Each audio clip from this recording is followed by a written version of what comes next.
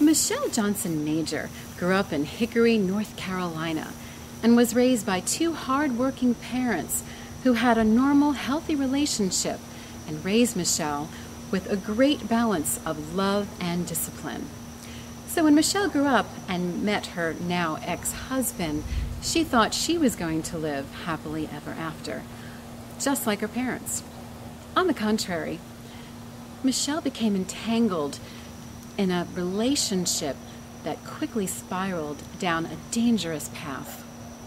Michelle Johnson Major grew up in a quaint little home just like this one, nestled on a farm in rural North Carolina. We didn't have neighbors, so it was real quiet. Raised cows and chickens and things like that on a farm.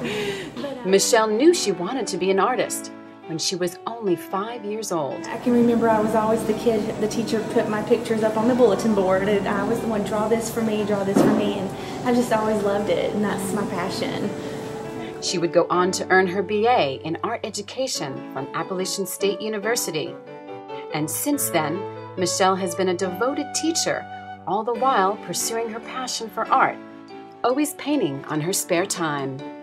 Her life seemed almost perfect until she met who she thought was the man of her dreams.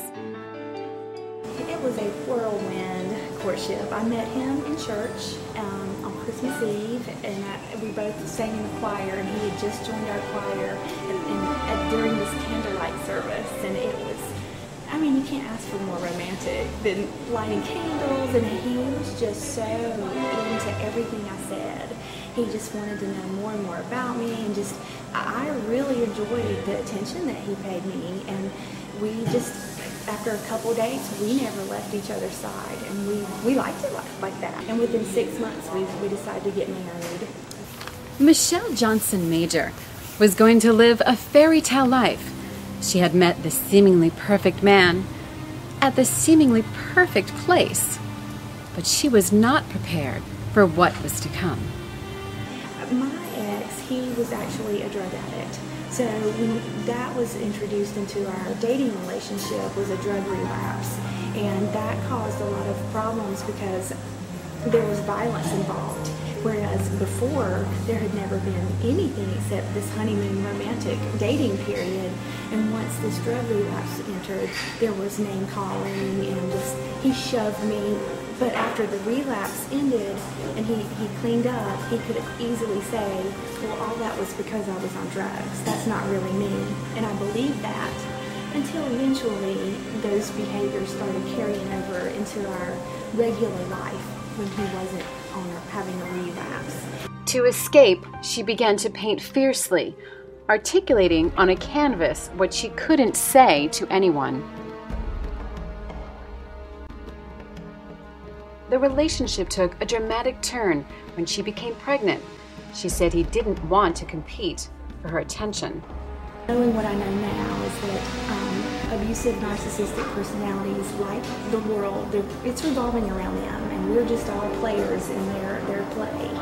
And when so much attention was focused on me and this growing baby, he couldn't handle it, and so he got angry. He started accusing me of faking being sick, saying I was whiny, pathetic, weak, and just a victim all the time, and saying those kind of ugly things to really kind of beat me down. And Michelle's ex-husband then beat her down literally, twice. When she tried to leave him the first time, he shoved her, took her keys away, elbowed her in the face, and broke her nose. Shortly thereafter, her ex-husband did attack her again and told her he would kill her next time if she tried to leave. Michelle then went to his family and finally asked for help. Then when they called him on the phone, he said he was going to plant drugs in her car. Then when she returned home, he had slashed 94 of her paintings.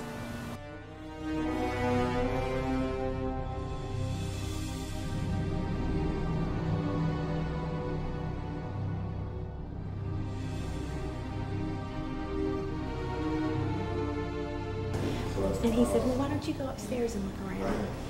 And I did, and more of the same, butchered paintings, and he followed me up there, and he wound up knocking me to the ground. He said, I am going to kill you this time.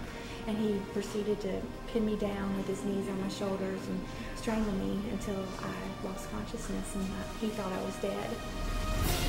After Michelle fortunately woke up, she called 911. The abuser was a fugitive for several hours.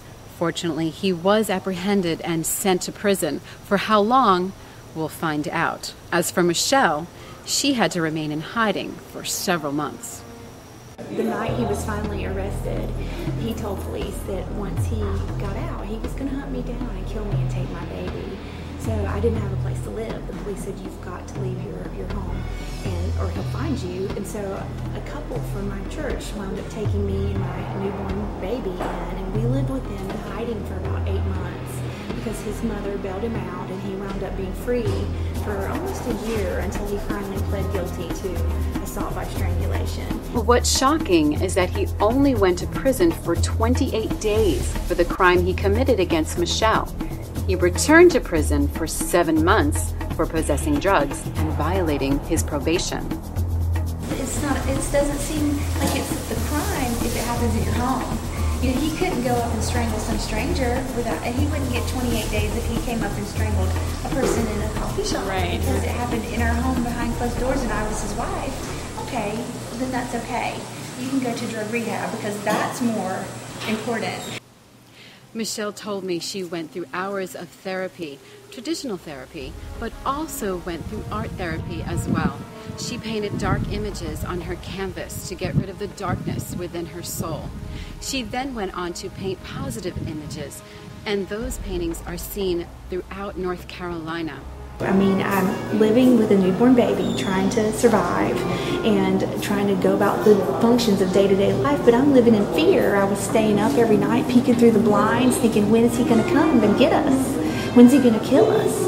And, you know, I just had a big, long talk with God and said, how do I learn to live? Because you spared my life, but I'm not living. I'm surviving, but I'm not living.